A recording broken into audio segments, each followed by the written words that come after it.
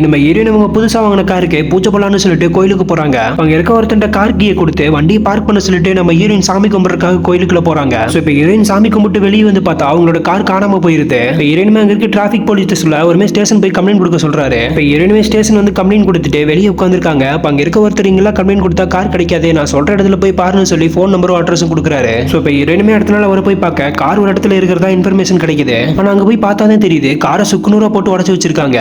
இப்படியே கொஞ்ச நாள் போக ஹீரோயின் பஸ்ல போயிட்டு இருக்கும்போது நியூஸ் பேப்பர்ல ஒரு போட்டோ பாக்குறா. பார்த்தா ஹீரோயின் காரோட அந்த ஊர்ல இருக்க ஒரு பெரிய தாதா போட்டோ எடுத்து நியூஸ் பேப்பர்ல போட்டிருக்காரு. உடனே ஹீரோயின் போலீஸ் கிட்ட போய் சொல்றான், நாங்க இருக்கவங்க உன் காரை மறந்துருன்னு சொல்லி அனுப்பிச்சு வச்சிடறாங்க. ஆனா ஹீரோயின் அந்த தாதா எப்படியாவது பழி வாங்கணும்னு சொல்லிட்டு அவன் வீட்டுல பாசமா வளர்க்குற ஆட்டை தூக்கலாம்னு சொல்லி பிளான் பண்றாங்க.